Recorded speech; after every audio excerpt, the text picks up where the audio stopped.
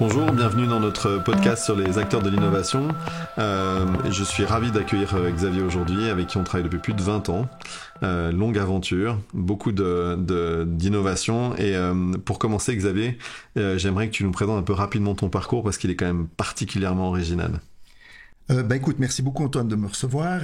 Effectivement, c'est un parcours complètement atypique qui part un peu dans tous les sens, mais qui est intéressant. Donc, j'ai d'abord fait du football en tant que professionnel parce que c'est un rêve. J'avais envie de... J'aspirais à ça. Donc, j'avais les posters des joueurs au-dessus de ma tête, au-dessus de mon lit. Je voulais faire ça. J'ai fait ça. J'étais très déçu par ce rêve. Ça arrive. Donc, j'ai arrêté très tôt, à 22 ans. J'ai repris l'entreprise de mon papa qui faisait de la construction métallique. Donc, lui, il faisait des choses très grandes, des portes, des fenêtres, des bâtiments. J'ai repris cette entreprise. Ça me plaisait pas du tout. Et j'ai simplement changé ce qui me plaisait pas. Et ce qu'il faisait en grand, je l'ai fait en petit. Donc, au lieu d'avoir des portes, des fenêtres, etc., c'est devenu des vitrines. C'est comme si on diminuait le bâtiment. Et puis après, je me suis lancé dans l'horlogerie un peu par un concours de circonstances, mais certainement parce que ça me plaisait beaucoup. Et certainement parce que notre implantation régionale fait que c'est un petit peu dans l'horlogerie qu'on doit vivre. Voilà. J'ai une autre question qui m'a toujours un peu pas turlupiné, mais qui m'interroge beaucoup. C'est en fait, t'es connu pour avoir réussi à supprimer les cloches en verre dans l'horlogerie. J'imagine bien que cette idée, tu l'as pas eu un matin en te levant après ta douche. Donc cette innovation, tu l'as eu comment? Elle est née comment en fait? Mais je crois qu'elle est liée à ma personnalité parce je peux même pas te raconter comment elle est née. Je pense qu'elle se retrouve dans tout ce que je fais dans ma vie. C'est simplement de se dire, j'ai pas envie de suivre les autres, j'ai pas envie de suivre des règles qui ont été écrites par je ne sais qui. En fait, on n'arrive même pas à te dire quelles sont ces règles. Il faut mettre un produit à une hauteur spéciale, etc., etc. Et moi, je suis pas comme ça. Moi, je pense qu'on peut tout remettre en question. Il faut donner du sens à ce qu'on change. Ça, c'est très important. Il faut pas changer pour changer.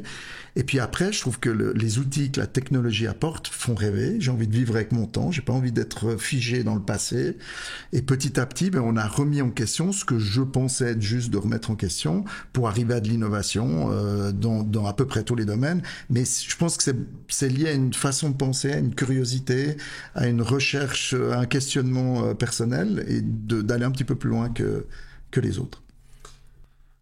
Quand on parle d'innovation, aujourd'hui, c'est un mot qui est très utilisé, voire galvaudé. Dans ta vision des choses, l'innovation pour toi, c'est quoi? Alors vraiment, l'innovation, c'est déjà, faut se mettre d'accord sur ce qu'est l'innovation. Il y a l'innovation et l'amélioration. Améliorer un produit, c'est pas innover. Et puis pour moi, l'innovation en tant que telle, c'est vraiment quelque chose de disruptif.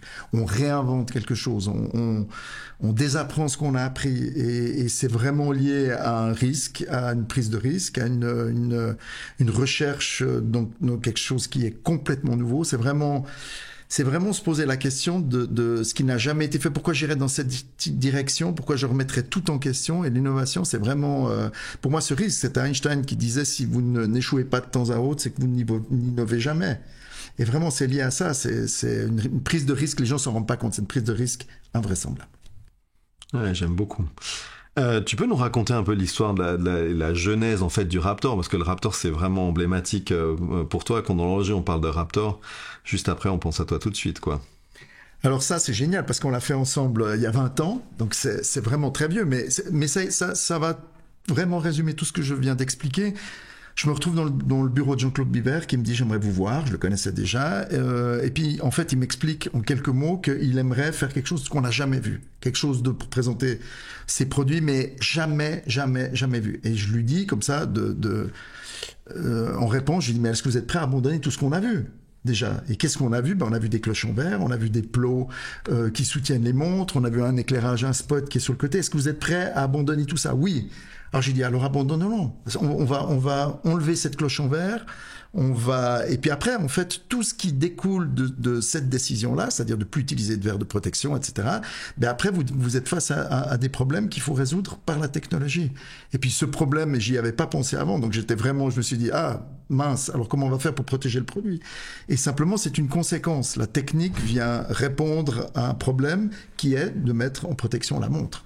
Mais c'est vraiment, quand je dis désapprendre ce qu'on a appris, en toute humilité, c'est vraiment de se dire ce qu'on a connu jusqu'à aujourd'hui, on peut plus l'utiliser. On doit réinventer quelque chose d'absolument nouveau et on va faire face à des problèmes qui sont techniques, qui sont pleins, esthétiques, etc. Et comment on va les résoudre? Et ça, c'est ce qu'on a résolu ensemble. Belle aventure.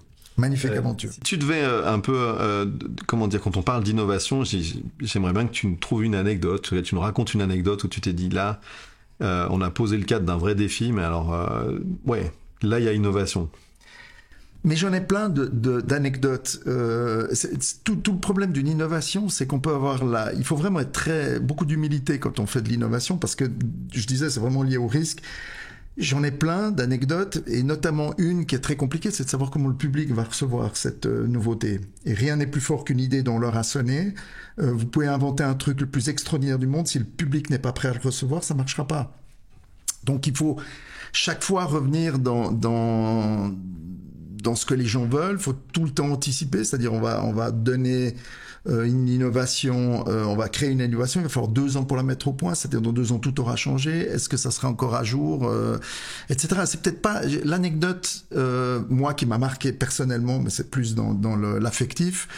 Et c'est pour la raison pour laquelle j'innove et je fais des choses qui essaient de faire rêver. C'est vraiment de se dire, en chacun de nous sommeille un enfant qui peut jouer. Et l'anecdote, c'était à la Vallée de Joux avec Monsieur Hayek senior, le grand patron Monsieur Hayek, dans 80 ans. Je lui fais essayer le pulsographe où on entendait les vibrations de chaque pièce à l'intérieur de la montre. Et tout à coup, donc il appelle tous les produits, un double tourbillon, il demande à son équipe d'aller chercher ça. Et je vois cet homme de 80 ans qui se met à genoux et qui écoute chaque vibration de ses produits, à genoux, comme ça. Et il passe des minutes et des minutes à écouter ses produits. Et il tourne la tête vers moi en me disant « C'est extraordinaire, monsieur ». Et ce jour-là, je me suis dit, tout ce que j'ai fait jusqu'à aujourd'hui, ou vraiment essayer de réveiller l'enfant qui est en nous, ben, j'avais un homme de 80 ans qui est hyper puissant et qui avait besoin de rêver. Et je me suis dit, mais là, on est exactement dans ce qu'il faut être. Belle histoire. Je peux l'écouter 10 fois. Ouais, c'était vraiment une très belle histoire. Et je la raconte toujours parce que c'est vraiment... ce qui est extraordinaire, c'est qu'on ait de l'argent, qu'on ait du pouvoir. Et moi, je vois beaucoup de collectionneurs privés qui ont énormément d'argent, etc. Malgré le fait qu'ils aient des moyens extraordinaires, ils ont besoin de rêver.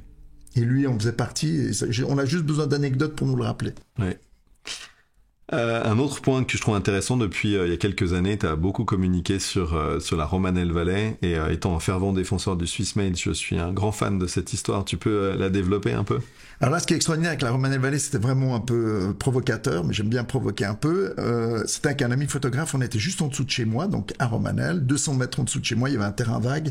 On faisait des photos de vitrine sur ce terrain, soleil couchant, on écoutait les Red Hot Chili Peppers, et on se disait, mais on est à Los Angeles. Et moi, sur les réseaux, je tag Los Angeles, et tout le monde y croit à fond, on se dit, mais qu'est-ce que tout, c'est extraordinaire, c'est vraiment une région extraordinaire, etc. Puis en fait, j'ai joué là-dessus parce que c'était juste en dessous de chez moi, c'était en Suisse, ça faisait très Los Angeles, mais comme si on était, nous, pas capables d'innover, donc c'était vraiment pour se dire la Silicon Valley est comme ça meilleure que nous, ce que je ne pense pas. Je pense qu'en Suisse, on est largement aussi bon qu'eux, on est capable d'innover, on est capable de créer des choses extraordinaires, et il faut arrêter avec ce snobisme de penser que c'est toujours mieux ailleurs et qu'il faut aller voir dans un autre pays qui certes est grand, a beaucoup de parlotte, sait faire beaucoup de choses, mais nous savons, nous aussi, faire des choses extraordinaires.